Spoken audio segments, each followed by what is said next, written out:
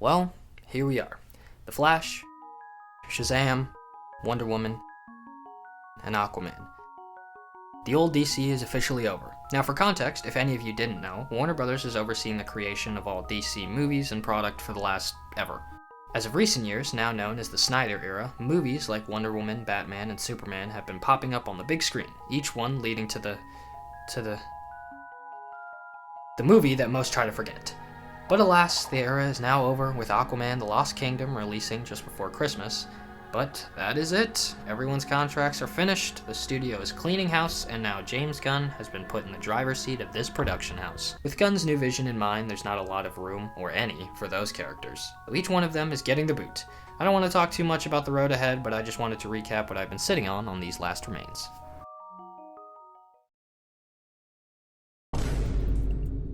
This one should honestly be the quickest of them all. I didn't like it. Now I'm going to go ahead and say that I didn't lean too heavily on what either side of the audience has to say about this movie. As a big fan of the first one, a movie that actually had a sense of atmosphere and tone, Wonder Woman 1984 is deprived of both. Apart from Godot and Pedro, who are just having fun at this point, this movie lacks any interesting side characters, and kind of abandons everything that made the first one intriguing. Our main character is given no real want throughout the movie, aside from feeling sad about the death of Chris Pine in the last one, which, hasn't it been like 50 years since he died? I'm not saying it's unrealistic, but geez. For the most part, I do like the costume design, except for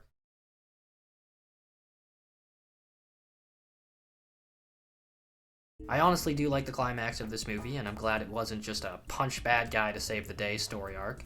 The main villain's arc is understandable, but it feels really one note throughout. The inclusion of his son is supposed to add another layer of sympathy for the audience, but I literally do not know anything about the kid, or even their relationship. Overall, I'm just not a big fan of this movie. 4 out of 10. It's the biggest piece of dog shit. Oh boy, alright, I'll be the first to say it. I actually didn't mind this one too much, alright?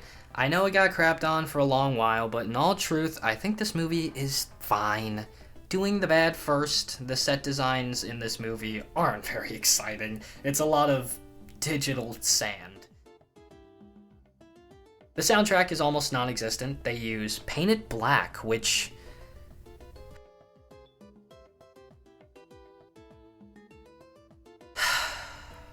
I think this movie has a lot of side characters, most of which don't get a lot of development, especially the civilian characters. This movie just struggles to keep each one of its heroes invested into the narrative, and each one almost feels like an afterthought because they don't get a lot of depth. Dr. Fate is a really cool character, and I wish we got to learn more about him, but unfortunately, there's just too much this story has to focus on. Mr. Johnson is fun, but Black Adam on paper just doesn't have a strong motive or stake in this plot.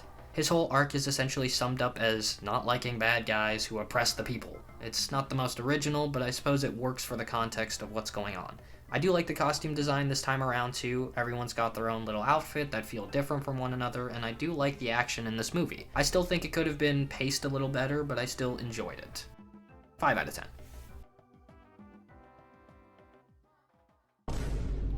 This one genuinely breaks my heart. In full transparency, I've been a big fan of this character for quite a while now. Shazam is actually one of the first comics that I ever picked up, and I've always loved his whole gimmick. The idea of a kid who becomes a superhero, disguising himself as an adult, rises to fame, and becomes a member of the Justice League, all while deceiving everyone away from the fact that he is just a kid playing dress-up. I really liked the first one, and I thought it balanced the goofy tone with a pretty enjoyable narrative, but Fury of the Gods is just not that. I personally just think this movie leans a little too heavy into the humor, causing a lot of it to not stick. My biggest issue with this one is that they didn't take the time to dive into more meaningful arcs for everyone.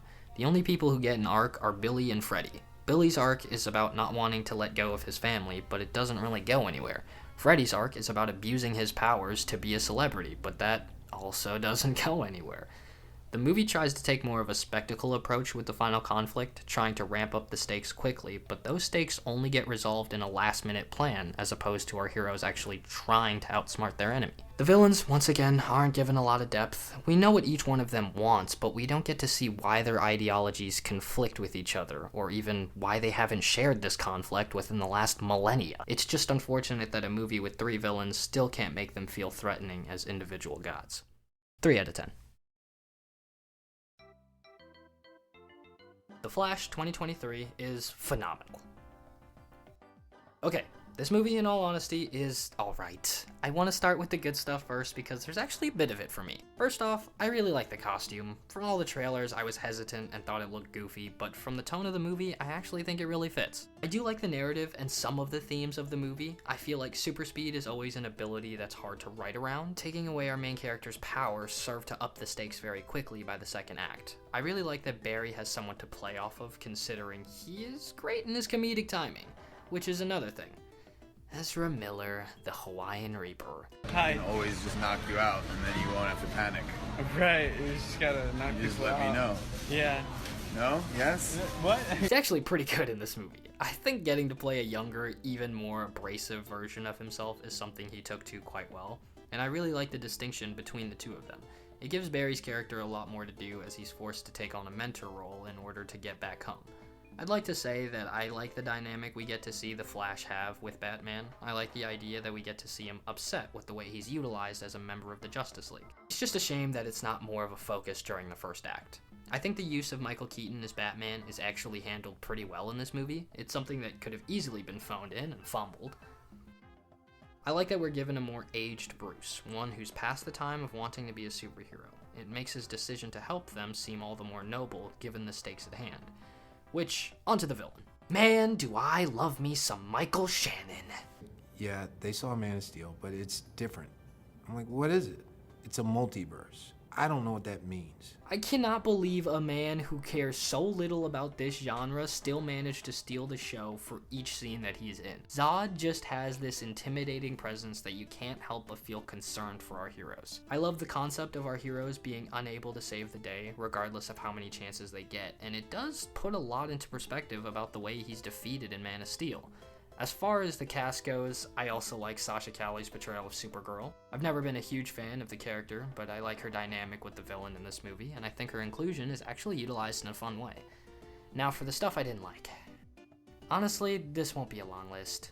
I really just don't like this final act. I know I praise the concept of our heroes failing over and over again during the final battle. I just wish it didn't happen in the most boring environment imaginable. I think what's worse is that we're given context for why it happens here, but it's one of those situations that you should have just tried to do its own thing. I also really don't like the last second villain that was thrown in. I just think he doesn't work for multiple reasons. The first and most important being that he doesn't actually affect the danger of what's happening. The consequences of our hero's actions are already set in motion, and he's only revealed at the very end to give that exposition to the audience. There's so many small things that could have been tweaked to fix this final act, and it's a shame considering I like most of the other stuff, and is anyone even listening anymore? Did you click away from the video yet? 6.5 out of 10. And with that, we have finally reached the... What? The hell did I miss?